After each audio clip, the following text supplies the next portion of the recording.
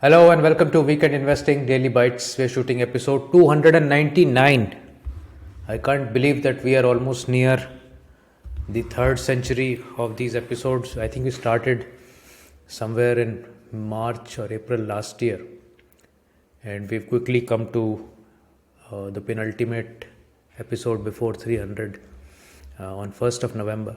We're going to talk about how good process can lead to success in the markets and how it has played out for us, and we'll give you some insights on this topic today. Markets remained bullish. We have been in a bullish trend for the last couple of weeks. The 18,000 mark also has been convincingly crossed. We are keenly now awaiting Fed's decision tomorrow night, and depending on that, there will be sharp movements in markets all over the world. Equity, commodities, bonds, everything will move if there is any change from expectation. The change that happened today in the markets was that metals were on fire. Metals stocks were up 2.4%. There was some talk about the Chinese government wanting to give up their zero COVID policy.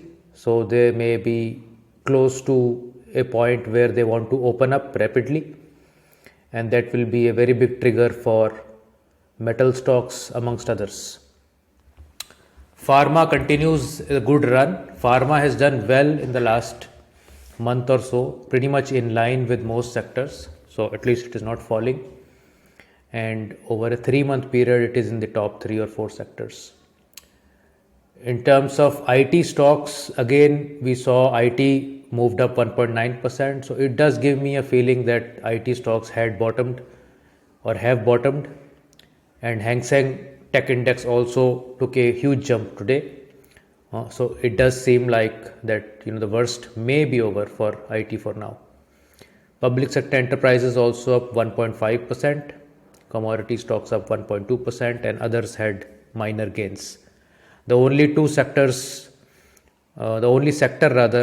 which had some profit booking was banking, also because of some big transactions on Axis Bank below the price, etc.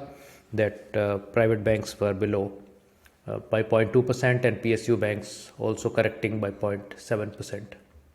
All in all, for this last 1 week, all sectors are in green, and for the month also all sectors are in green.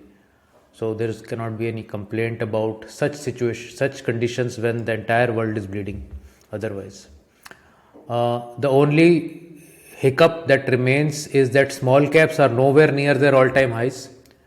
I'll put up a chart of small caps tomorrow, but we are about 5 to 10% at least away from the top, whereas Nifty is now very close to less than 2% from the top. CNX 200 also gained 0.8%.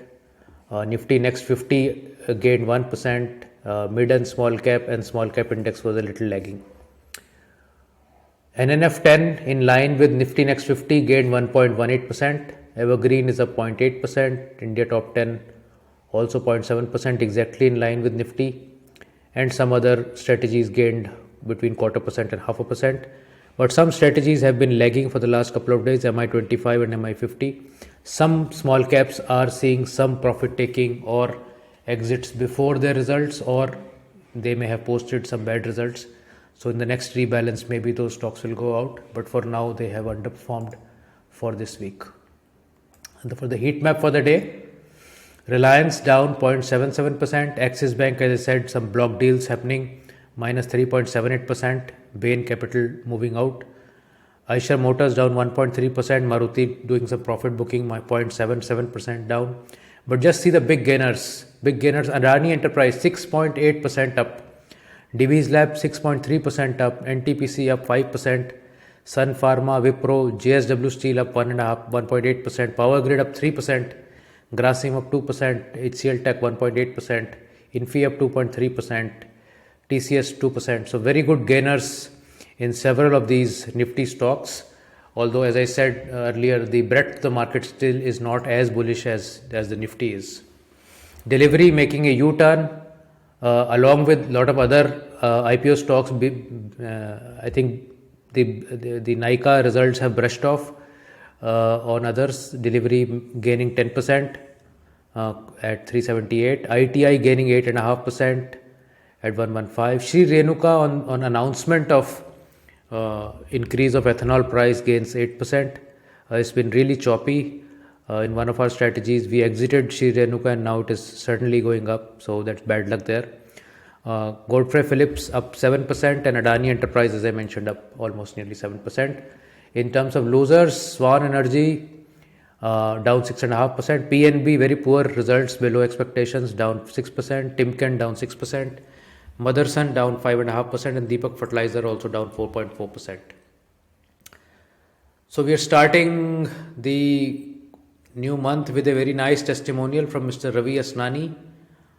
He says, love the way weekend investing, momentum investing works, made fun of ITC while it was sitting and doing nothing, boarded the bus while it started moving without any emotional baggage, and will get down when the right time comes along with without any emotional baggage. So very right in your observation, Ravi. We were having fun and making fun of ITC while it was there, just in a lighter vein.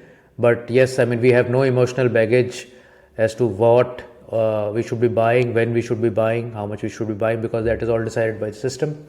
And that is how we make a peaceful investing journey. Whether or not it is more remunerative than any other method, I am not the best judge to say that, but I can definitely tell you that we are beating the benchmarks in most of our strategies, and we are extremely peaceful in terms of the usual tension that discretionary investors have. We sleep much better than most other folks. So thank you very much for your kind words once again. So this is a chart of Berkshire Hathaway, Warren Buffett's stock, and I've chosen a particular period between 1998 mid to 2000 mid. So about 2 years of this period. And within this 2-year period, Berkshire Hathaway was down 31% in this 2-year period, while S&P 500 was up 29%. So you can imagine the kind of distress Berkshire investors may have had during this period, being down 31% while the rest of the market is up 29%. So almost a gap of a huge number there. So maybe halfway through this or 2 years into this, a lot of people may have given up on Berkshire Hathaway. That Mr. Buffett is a lousy investor. He's made minus 31% while the rest of the market is making plus 29. I was just better off buying an index fund. Why should I pay for active management and the expertise of the world class value investor if they're down to 30% versus plus 29? So this can happen sometimes to the best of advisors, best of investors, best of fund managers. This does not make anybody a lousy fund manager just because they've underperformed for some time, because in the longer term they are outperforming the market. So it all again boils down to having a good process to identify investments, having a good process of risk management, having a good process to exit stocks when required, and in general being clear about what you're trying to do and not getting influenced by the noise around you. I see a lot of new managers who get cold feet as soon as markets start to drop or something weird is happening in the market. But one has to take into stride all these things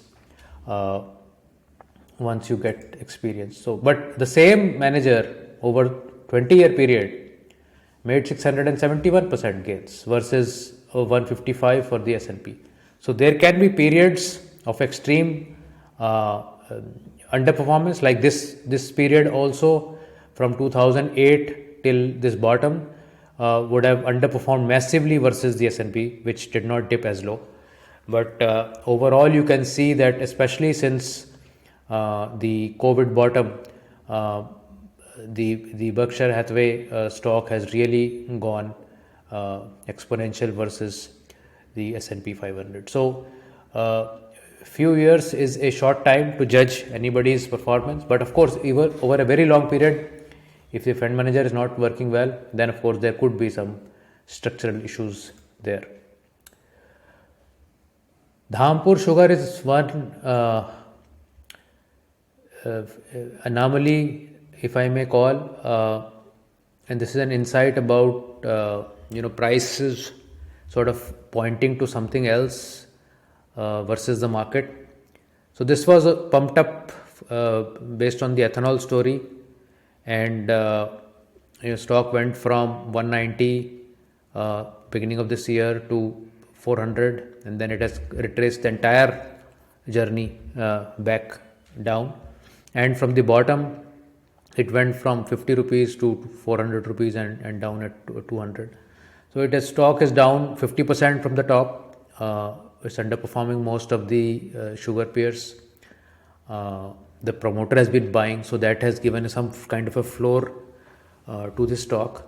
But what the point is, the point is not to discuss a particular stock here. The point is to showcase that what may be the narrative around a stock may not translate into that price action. So narrative can translate into price action or may not translate into price action. So when you're following a narrative, there is a probability of success and there is a probability of failure. Whereas when you're following a price action, let's say the price action was going up and you're getting in here, or your price action going up, getting in here, then the probability of you hitting success is very, very high, because you are not bothering about the narrative. You're following the price action. So that was the sort of core underlying message that I wanted to relay to you.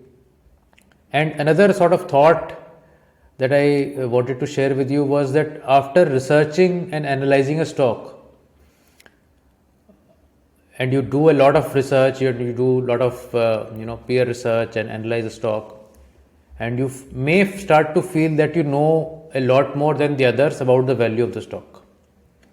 That feeling is extremely dangerous, because the rest of the world is not stupid in terms of that they know nothing, and you have, after putting in a few days of your research, know so much about the company that you can sort of dictate what price it should be, whereas the rest of the market, interested parties, promoters, etc., are also watching the stock. Everybody is watching the stock.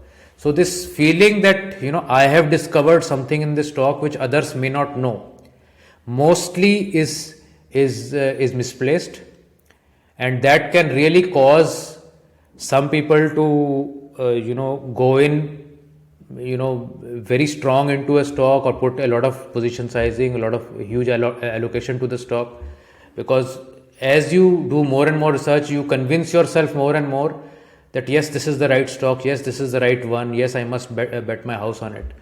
So don't get into that cycle of or that circle of sort of a self-fulfilling cycle of giving yourself confidence that yes, what I'm reading is right, and yes, what I'm doing is correct, because you also need to bounce it off the market. If you are going to buy 100 quantity, maybe you should start with 20 and see what happens to it. If you buy 20 and stock is starting to go down after that, then at least you've saved your exposure of your 80 quantity, and maybe you'll get out of your 20 quantity in due time if it doesn't work out for you. But if it is going up, then possibly you can pyramid up, something like that. So don't get overconfident before entering into a stock, and don't bet your house on it. That is the whole idea. And another thing is that like today the Axis Bank transaction is happening, and one institution is selling, one institution is buying. Both are feeling that they are taking the right decision. It is not that the seller is right now, or the buyer is not correct. Both have come to the market and they have done this transaction at a predetermined price virtually, because they both feel that the other person is wrong. The seller is feeling that the stock is overpriced, it will go down. The buyer is feeling the stock is still underpriced, it will go up. So normally when we go and buy some stock, we always feel a bit smarter than the seller. Then we buy it from. We say, I don't know why he's selling cheap, but I think the stock is going up. And the seller often also feels the same about the buyer. He would think, I think this company is going down. I don't know why he's buying this.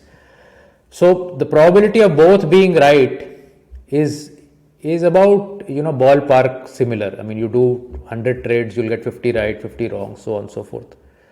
So the only way to win this game is when your math will go right, in terms of, even if you do 100 transactions and only 50 will go right and 50 will go wrong, in the 50 transactions that go right, you must win big, at least bigger than what you're losing on the loser trades. So that's what we do at Weekend Investing in almost all our strategies. Our winning rate is not more than around 50%. We will select stocks, 50% of them will go right, 50% of them will go wrong. Maybe sometimes we'll get 60% right, maybe sometimes we'll get 45% right, but it remains in that ballpark. But the average win on the winning transaction is usually 1.5 to 2.5 times the average loss in the losing transaction. So that's what creates the entire portfolio return, that 1 or 2 or 3 stocks out of those 20 will hit a 6, and they will cover up for the small losses that you may have. So you may have a lot of small losses, but you will have few very large wins, and that's how the entire math will come around and the entire portfolio will get into positive territory. So this is all I had for today. Thank you so much for your time. In this month of October, a lot of new folks have joined us. So welcome to Weekend Investing. Thank you for becoming weekend investors. We've run several campaigns this last month, and you've responded really positively. We are working on some very exciting I wouldn't say strategies, but ways of giving back to older customers. We are working on some plans, and we'll reveal that by the end of the year, hopefully. So please do continue to watch this space, and thank you so much for your time, and please share this with your friends and family. Thank you. Bye.